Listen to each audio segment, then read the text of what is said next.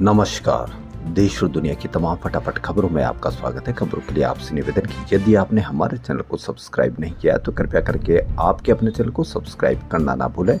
आप सब्सक्राइब करते हैं तो हमें हिम्मत होती है सही और सच्ची खबरें आप तक पहुंचाने की। वरना मीडिया में एक पार्टी की तो किसी भी नेता की कहीं पर भी किसी के भी बयान की पूरी तरीके से कवरेज की जाती है, वहीं दूसरी पार्टी की किसी बड़े नेता की भी कवरेज करने में आपको संकोच महसूस दिखता होगा मीडिया पर। तो क्या है आज की बड़ी खबरें?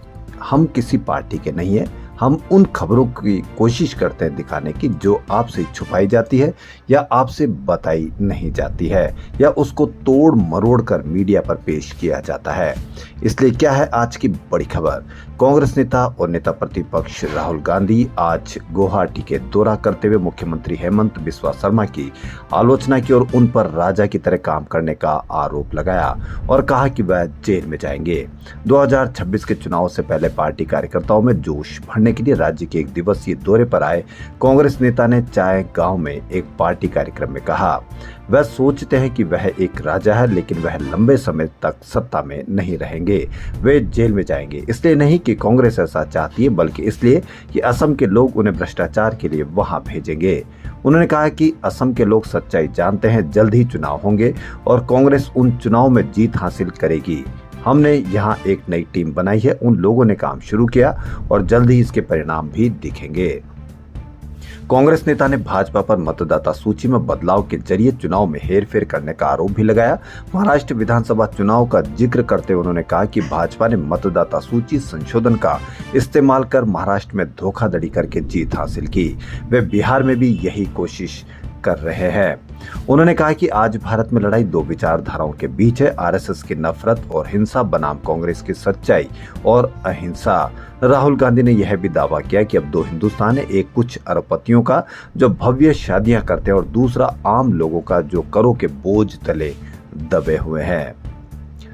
पश्चिम बंगाल की मुख्यमंत्री ममता बनर्जी ने आज भाजपा शासित राज्यों में बंगाली बोलने वालों के साथ हो रहे कथित उत्पीड़न के खिलाफ विरोध मार्च निकाला।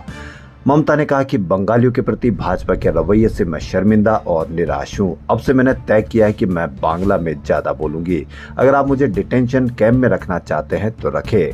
यह रैली कोलकाता के कॉलेज स्क्वायर से धर्मतला के दोरीना क्रॉसिंग तक निकाली गई। इसमें अभिषेक बनर्जी समेत पार्टी के कई बड़े नेता इस रैली में शामिल हुए। कोलकाता के अलावा पार्टी ने राज्य के सभी जिला मुख्यालय में भी इसी मुद्दे पर विरोध प्रदर्शन किया। सीएम ने कहा कि मैं आपको यानी बीजेपी को चैलेंज करती हूं कि साबित कीजिए कि बांग्ला बोलने वाले प्रवासी लोग रोहिंग्या मुसलमान हैं। बंगाल के 22 लाख प्रवासी श्रमिक देश के अन्य हिस्सों में काम कर रहे हैं, उनके पास वैध पहचान दस्तावेज है। मैं बंगालियों पर अत्याचार बर्दाश्त नहीं करूंगी। भाजपा शासित राज्य में बांग्ला भाषी लोगों को बांग्लादेशी और विदेशी कहकर प्रताड़ित और जेल और डिटेंशन कैंप में भेजा जा रहा है। क्या बंगाल देश का हिस्सा नहीं है? दूसरे राज्य में बैठकर बंगाल के वोटर का नाम काटा जा रहा है। भाजपा ऐसा कर महाराष्ट्र में चुनाव जीती, अब बिहार में ऐसा कर रही है। उन्होंने चुनाव आयोग पर भाजपा की दलाली करने का आरोप लगाया। महाराष्ट्र विधानसभा के बाहर बुधवार को एक अनोखा विरोध प्रदर्शन देखने को मिला। महाविकास आघाड़ी के विधायकों ने लुंगी बनियान पहनकर प्रदर्शन किया। यह प्रदर्शन शिवसेना शिंदे गुट के विधायक संजय गायकवाड़ द्वारा विधायक हॉस्टल की कैंटीन के कर्मचारी से मारपीट के खिलाफ किया गया।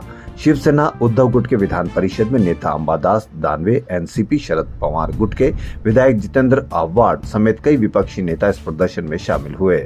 सभी ने अपने पारंपरिक कपड़ों के ऊपर बनियान और तौलिया यानी लुंगी की तरह पहनकर गुंडा राज के खिलाफ नारेबाजी की।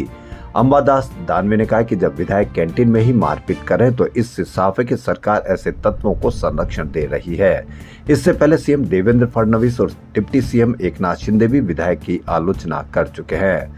शिवसेना शिंदे गुट विधायक संजय गायकवाड़ ने 8 जुलाई को खाने की क्वालिटी सही नहीं मिलने पर मुंबई के आकाशवाणी विधायक गेस्ट हाउस के कैंटीन स्टाफ के साथ मारपीट की थी। इसका वीडियो सोशल मीडिया पर वायरल हो गया था। मामले को लेकर विधायक संजय गायकवाड़ ने कहा कि वहां खाने की क्वालिटी अच्छी नहीं थी, मुझे अपने किए पर कोई पछतावा नहीं है। अकबर का शासन क्रूरता और सहिष्णुता का मिश्रण था, जबकि औरंगजेब एक सैन्य शासक जिसने गैर इस्लामिक प्रथाओं पर प्रतिबंध लगाया और गैर मुसलमानों पर टैक्स लगाया। मुगल काल की ये नई समीक्षा एनसीईआरटी की कक्षा 8 की किताब में शामिल की गई है। एनसीईआरटी कक्षा 8 की सामाजिक विज्ञान की किताब में मुगल शासकों के धार्मिक फैसले, सांस्कृतिक योगदान और क्रूरता की नई व्याख्या की गई है। यह किताब 2025-26 एकेडमिक सेशन में ही स्कूलों में लागू की जाएगी। इसी साल एनसीईआरटी ने क्लास 7वीं की किताबों के सिलेबस में भी बदलाव किया था। हिस्ट्री, ज्योग्राफी की टेक्स्ट बुक से मुगल सल्तनत और दिल्ली सल्तनत के टॉपिक्स हटा दिए गए हैं, जबकि महाकुंभ समेत गवर्नमेंट इनिशिएटिव जैसे मेक इन इंडिया और बेटी बचाओ बेटी पढ़ाओ को किताबों में जोड़ा गया है। आम आदमी पार्टी के वरिष्ठ नेता और दिल्ली विधानसभा में नेता प्रतिपक्ष आतिशी ने आज दिल्ली के सिलमपुर विधानसभा क्षेत्र के वेलकम पुल पर कावड़ शिविर का उद्घाटन किया।